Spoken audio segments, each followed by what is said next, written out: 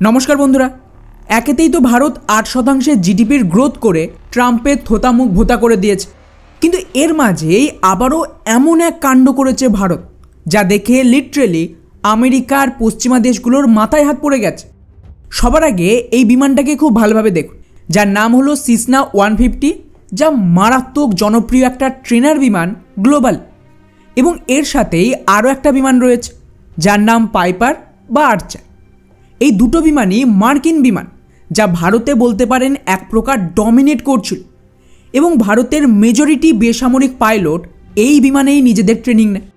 কিন্তু রাতারাতি ভারত আমেরিকার এই বিলিয়ন ডলারের ইন্ডাস্ট্রিকে এক প্রকার ধ্বংস করে দিয়েছে বলতে পারে।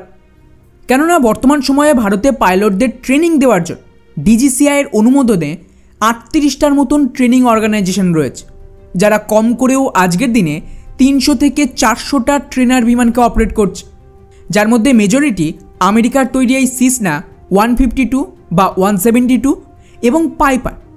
আর এটা তো কিছুই নয়, ভারত আজকের দিনে গোটা বিশ্বের তৃতীয় সবচেয়ে বড় এই জাতীয় বিমানের বাজার, যার দরুন আগামী 10 থেকে 15 বছরে আরও ৩০,০০০-এর বেশি নতুন পাইলট দরকার, এবং তার জন্য অতিরিক্ত ৪ থেকে ৬,০০০ এই জাতীয় ট্রেনার বিমানের দরকার পড়বে আগামী 1 দশক, যেটা কিন্তু হিউজ নাম্বার।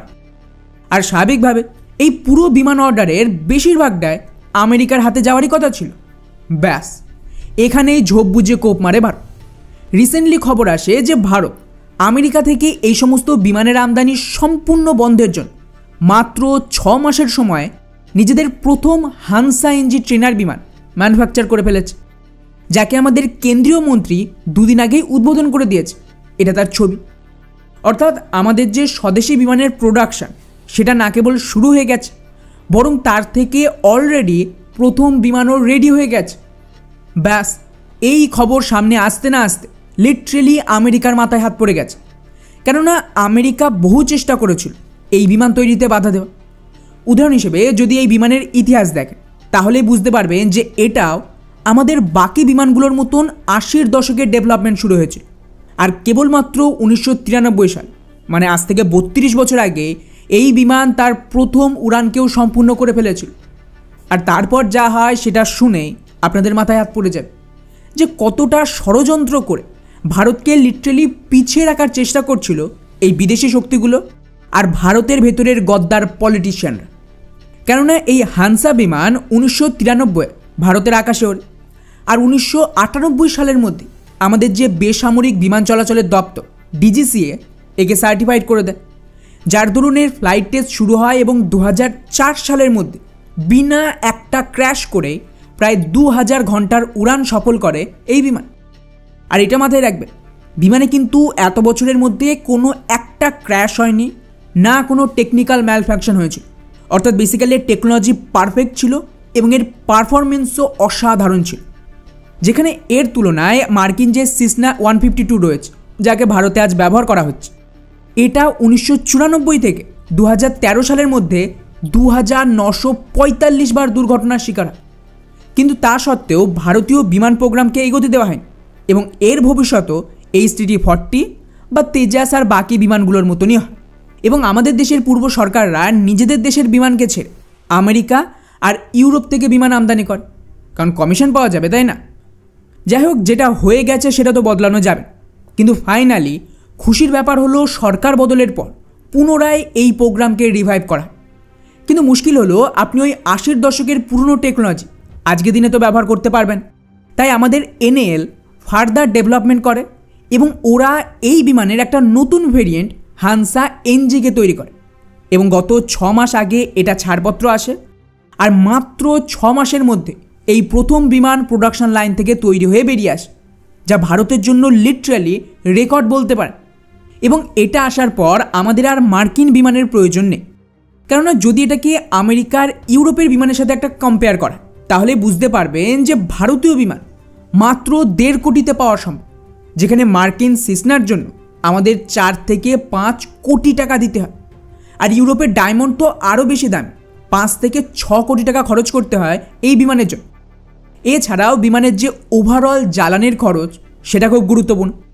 তাই ভারতীয় বিমানকে এমনভাবে তৈরি করা হয়েছে যা মার্কিন বিমানের তুলনায় 30% কম জ্বালানি ব্যবহার করে, এবং তার সাথে এর মেইনটেনেন্স, স্পেয়ার পার্টস এইসবের জন্যও আমেরিকার ভরসায় বসে থাকতে হবে না, বরং সবটাই দেশের স্বদেশীভাবে তৈরি করা হচ্ছে। তাই আমেরিকা ব্ল্যাকমেলিংও করতে পারবে না। আর বন্ধুরা, শুধুমাত্র দাম কম হলেই তো হবে না, এর কোয়ালিটিও ভালো দরকার।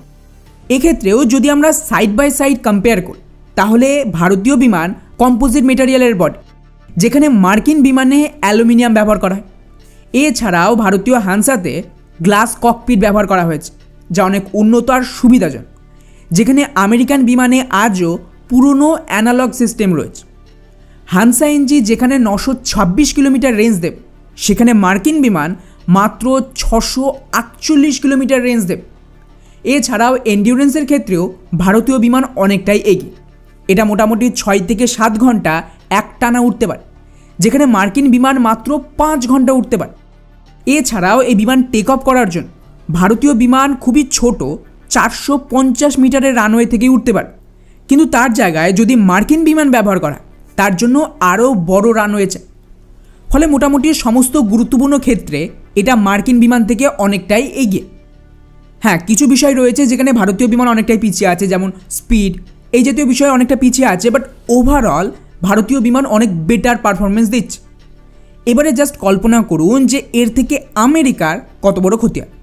কেননা সাম্প্রতিক সময়ে 2024 আর 25-এর চার্ট দেখুন, ভারত 343টা ট্রেনার বিমানের অর্ডার দিয়েছে, যার মধ্যে বেশিরভাগই আমেরিকার, এবং এটা 2020 থেকে 24-এর মোট আমদানির খরচের চার্ট।